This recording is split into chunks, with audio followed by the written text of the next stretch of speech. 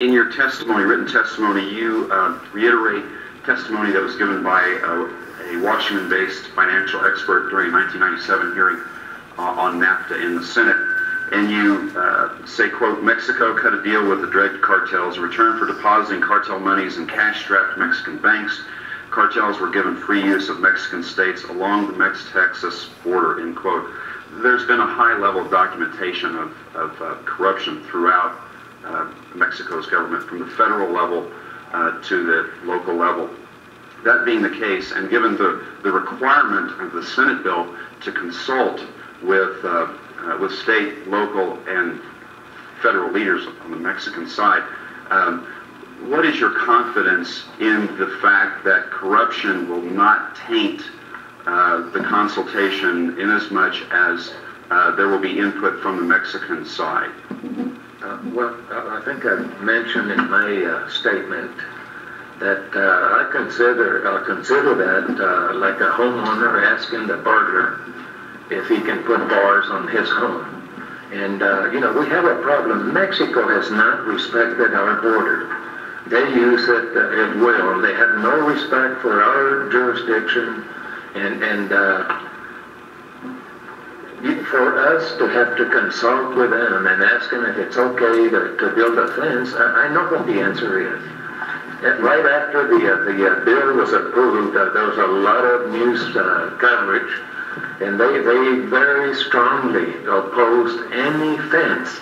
And as I mentioned also in my statement, it is not in their benefit.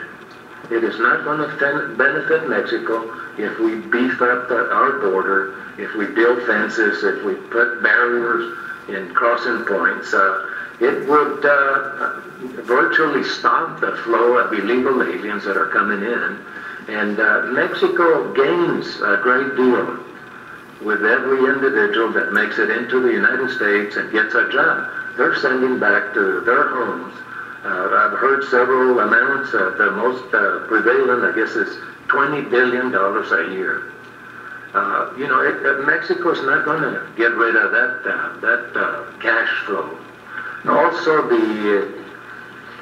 this was testimony that was given before a Senate committee headed by Senator Joe Biden, where this individual, Jonathan Whalen, testified that in return for putting the cartel's money in Mexican banks, they were given freedom along the U.S.-Mexico border to operate.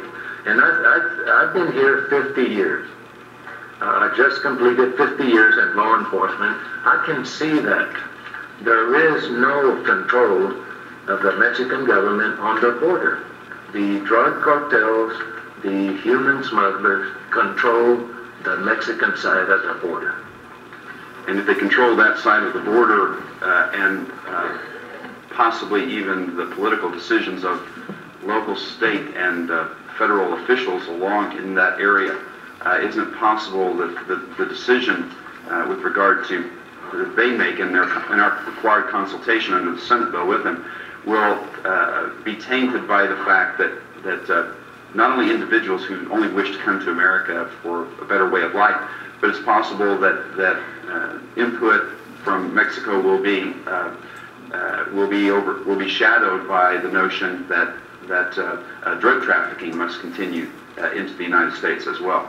That is correct, sir. And we had the ambassador to the U.S. from Mexico here. He attended a symposium. He was interviewed by the newspaper and made a statement. Don't look at us as the problem. Look at us as a source of the solution. And I keep looking and looking, and I keep hearing, you know, that they're doing all kinds of things there. I do not see it. I'm sorry, I do not see their cooperation. Thank you. Go back to balance my time. Gentlewoman from Texas.